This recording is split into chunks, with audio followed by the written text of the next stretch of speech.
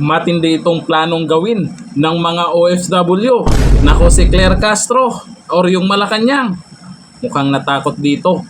Sabi pa ni Claire Castro, relax lang kayo. Anong relax na pinagsasabi mo? Magre-relax pa ba yung mga OFW sa nakikita nilang ginawa nyo kay dating Pangulong Duterte? Ako, ito yung sabi po ni Claire Castro. Tingnan nyo ang reaction na ito. Ito yung video. Nanawagan ng Malacanang na maging mahinahon sa kabila ng plano ng ilang OFW at taga-suporta ni dating Pangulong Rodrigo Duterte na magsagawa ng Zero Remittance Week. Paliwanag ni PCO Undersecretary at Palace Press Officer Claire Castro, tumutupad lang ang pamahalaan sa batas. Sinabi din ng Malacanang na mayroon ding mga Pilipino ang nagreklamo sa ICC kaugnay ng madugong war on drugs ng dating presidente. Samantala, nanawagan din ng palasyo sa ilang grupo na maging patas sa pagpapahayag ng kanilang pananaw. Kalma lang. Kalma lang. Yan lang bang masasabi nyo? Bakit kayo mukhang natakot dyan? Kasi nakita nyo nung nag-rally dyan, lalo sa Netherlands, nako, libo-libong mga OFW ang pumunta dyan. Ewan ko lang kung pinalita ng iba niyan. Talagang grabe po yung suporta ng mga OFW kay dating Pangulong Duterte.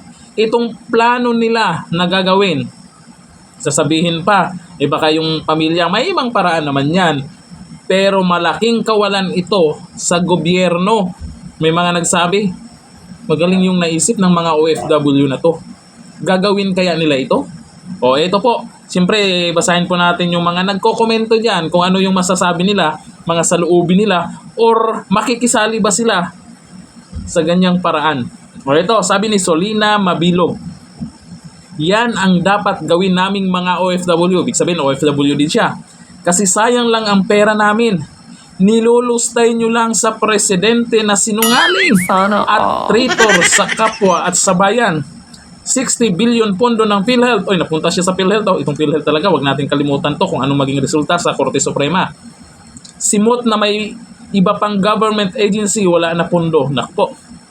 Sabi ni Kings Kadung, wala nang mahinahon. Yun ang sinabog ko ha. Ngayon dahil suporta nila yan sa ginawa nyo kay PRRD. Ayon kay Pablo Hidlaw, ano batas clear? Clear. Ngayon takot na takot kayo ngayon. Yun ang nakikita ko ha. Mukhang takot po sila na gawin po yan ng mga OFW ha. Ariel de la Peña, sabi ni Ariel de la Peña Almario, now, takot kayo sa mga OFW sa dami na nagrarally. Now na hindi binalita ng bayarang mainstream media. Sino ba yon? Sino ba yung mga mainstream media na hindi pinakita yung dami ng taong pumunta dyan sa Netherlands?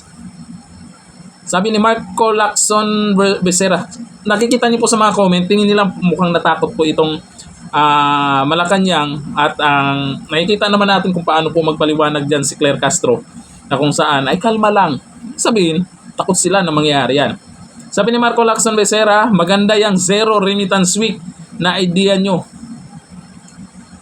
Sabi ni Coldots, natakot. O yan ha, natakot daw.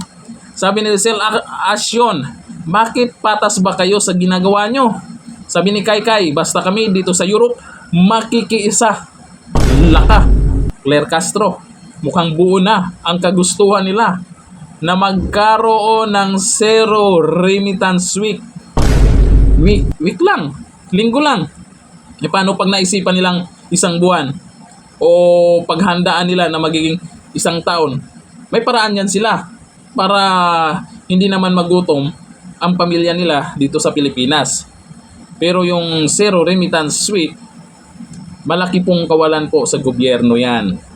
Kaya, siyempre yung mga dollars na papasok sa Pilipinas, diktado po ang gobyerno natin yan. Naku po.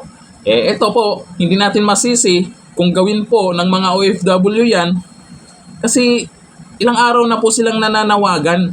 Kung hindi sila mapansin ng gobyerno ng Pilipinas, ito yung ginawa nila. At least napansin sila. Ang sinabi, kalma. Masasabihan nyo bang kalma yung mga taong galit na? Tingnan natin ang maging resulta. Hanggang dito na lang. Thank you. Bye-bye.